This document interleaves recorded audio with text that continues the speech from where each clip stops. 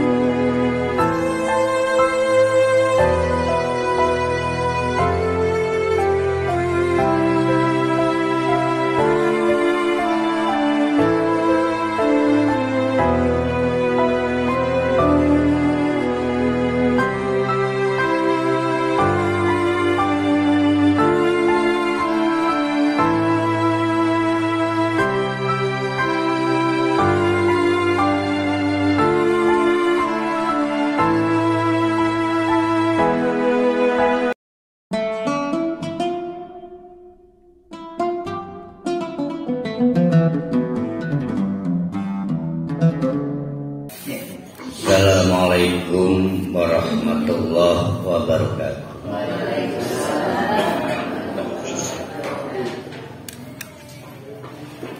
Disenangkan mat ngaji kena dalam Bu Ima prioritas gawat panganan.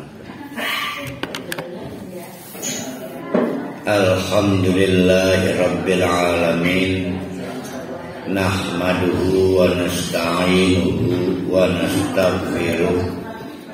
Wa na'udzu billahi min shururi anfusina wa min sayyiati a'malina.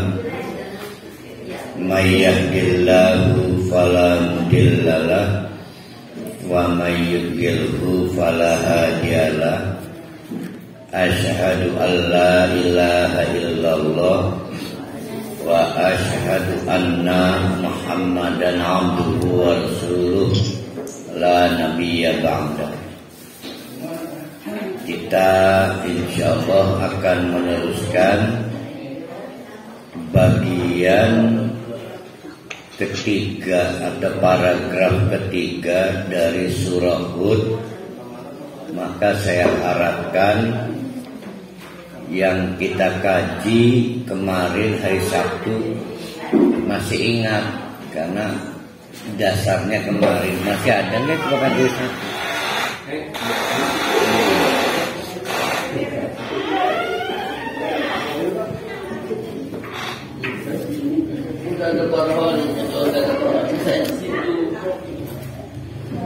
Kita akan meneruskan bahan yang kita kaji pada hari Sabtu kemarin ya.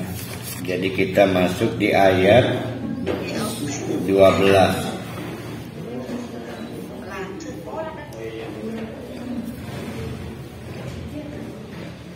Jadi kita perlu membayangkan kesulitan orang-orang Mekah Quraisy ketika menerima dakwah Nabi.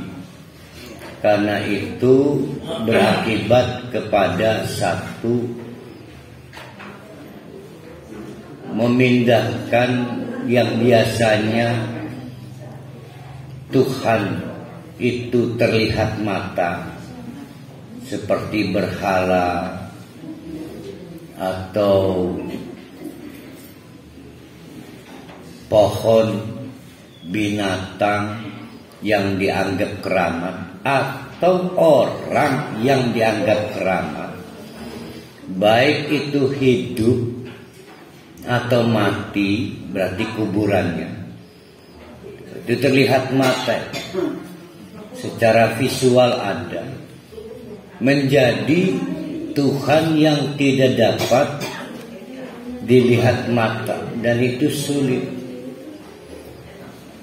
Kita ini beruntung dan sangat beruntung lahir di keluarga mukmin.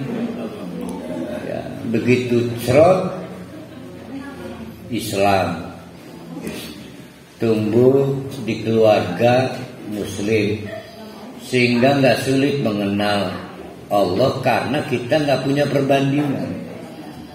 Ya, maka orang-orang Mekah Quraisy itu sulit. Dari visual bisa dilihat menjadi tidak bisa dilihat. Sehingga ada semacam usaha kompromi. Menjadi oke, saya percaya ada yang menciptakan langit dan bumi, namanya Allah. Tapi maaf, saya belum bisa meninggalkan ketergantungan kami kepada yang tadi disebut berhala, apalagi binatang, pohon-pohon keramat, dan orang-orang berpengaruh. Nah, itu yang kemudian disebut konsepnya musyrik. Jadi musyrik itu, kita kalau di surat At-Taubah kita mengeksplor munafik.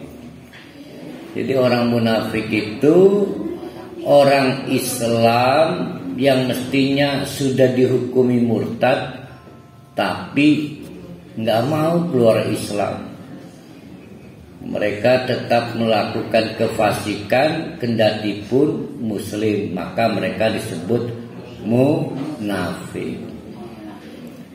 Tapi orang musyrik berbeda dengan munafik. Orang musyrik itu orang yang mengakui ada Allah, tapi masih memiliki ketergantungan kepada selain Allah. Jadi kemusyrikan itu ada Tuhan lebih dari satu. Maka kompromi, oke, Nabi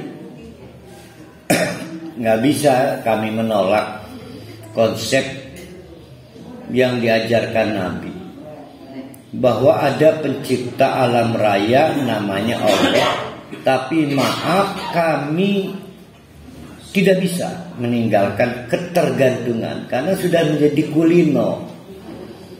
Kulino apa? Kebiasaan. Ya. Nah, di situ konsep kemusyrikan itu terjadi.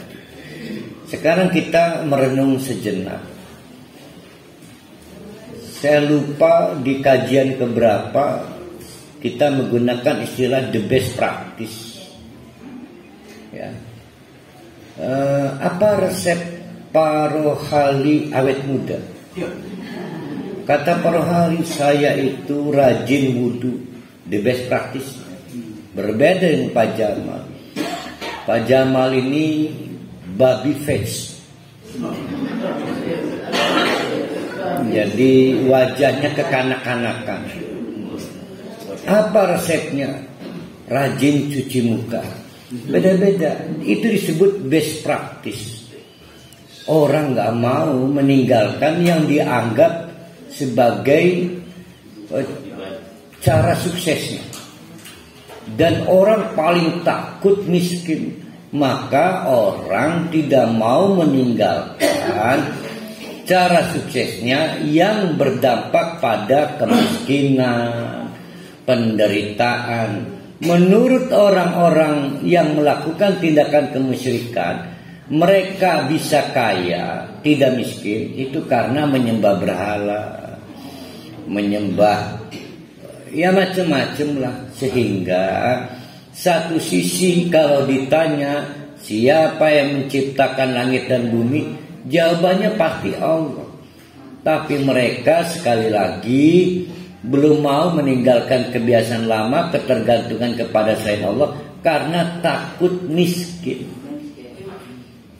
Karena menurut mereka, mereka bisa kaya melalui wasilah-wasilah itu semua. Nah itu ya, itulah dinamika dakwah Nabi Muhammad SAW. Pergolakan dakwah yang dihadapi Nabi Muhammad itu luar biasa. Kenapa luar biasa? Karena harus berhadapan dengan orang yang menganggap best practice-nya itu, ya, best practice-nya itu. Jadi kalau ada orang merasa bisa kaya karena menikah dengan 4 istri, suruh cerai gak akan mau. Kan sering kita dengar orang-orang tua kita di Serang, Pak Rusdi, itu tidak mau mencerai istri pertama karena dianggap jimat. Jadi yang cerai kawin cerai, gonta-ganti istri kedua terus. Tapi istri pertama sampai gepeng harus dipegat-pegat. Menganggap kalau dipegat, wah bisa miskin. Ada contoh sampai praktis. Jadi dia bukan menghargai amanat Allah, ada perempuan yang dianugerahi kemuliaan lalu diberikan kepercayaan untuk jadi suaminya. Bukan berdimiskin. Sama seperti itu. Ini mah orang Serang, Pak Rusdi kan bukan orang Serang. Orang Aceh makan di kedua, ketiga, keempat sama aja kan. Itu contoh-contoh kita ya.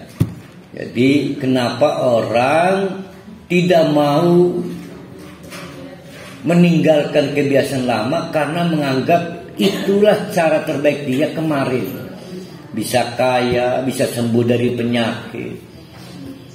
Sugesti.